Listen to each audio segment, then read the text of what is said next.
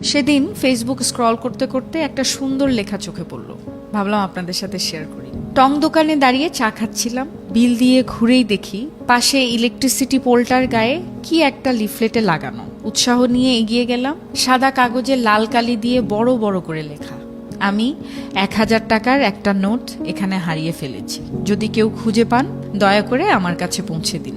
আমি একজন বৃদ্ধ মহিলা, চোখে খুব কম দেখি।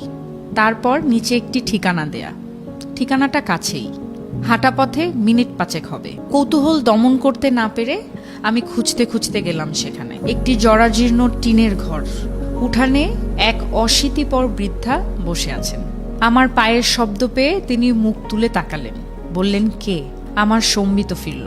গলির মাথায় আমি আপনার 1000 টাকা খুঁজে পেয়েছি। আমার কথা শুনে তিনি হাউমাউ করে কাঁদতে লাগলেন।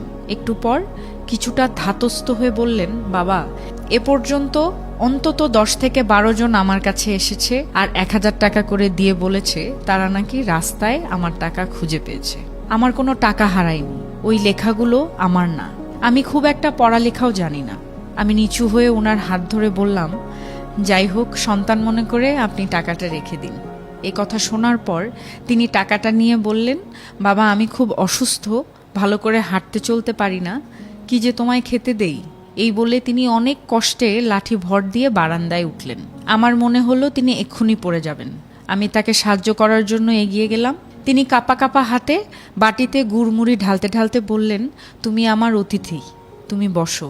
আমার পেটে একটুও ক্ষুধা ছিল না, তবুও কিছুটা বৃদ্ধার আন্তরিকতায় মুগ্ধ হয়ে বাকিটা তার সাথে আরও খানিকক্ষণ গল্প করার লোভে ধীরে ধীরে গুড়মুড়ি খেতে লাগলাম। কথায় কথায় জানলাম এই পৃথিবীতে আপনজন বলতে উনার কেউ নেই। আগে ভিক্ষা করতেন, কিন্তু অসুস্থ হবার পর আর বাড়ি থেকে বেরোতে পারেন না। ফেরার সময় বৃদ্ধা বললেন, বাবা, একটা অনুরোধ, তুমি যাবার সময় ওই কাগজটা ছিঁড়ে ফেলো। আমি উনার বাড়ি থেকে বের হওয়ার সময় মনে মনে ভাবছিলাম, সবাইকে উনি বলার পরেও কেউ কেন কাগজটি ছেড়েনি। আর ভাবছিলাম ওই মানুষটির কথা যিনি ওই নোটটি লিখেছেন। সহায় সম্বলহীন অসুস্থ বৃদ্ধ মানুষটাকে সাহায্য করার জন্য, এত সুন্দর উপায় বের করার জন্য আমি তাকে মনে মনে ধন্যবাদ দিলাম। হঠাৎ ভাবনায় ছেদ পড়ল একজনের কথায়। এই যে শুনছেন, 40 ঊর্ধ্ব এক ভদ্র মহিলা আমার দিকে এগিয়ে এসে বললেন, এই ঠিকানাটা কোথায় বলতে পারেন? একটু আগে আমি রাস্তায় 1000 টাকার নোট পেয়েছি, এটা আমি ফেরত দিতে চাই। ঠিকানা দেখিয়ে সামনে এগোলাম। কখন জানি আমার চোখ দুটো ভিজে উঠেছে ঠিকই। আকাশের দিকে তাকিয়ে আমি বিড়বিড় করে বললাম, এভাবেই বেঁচে থাকুক আমাদের মানবতা।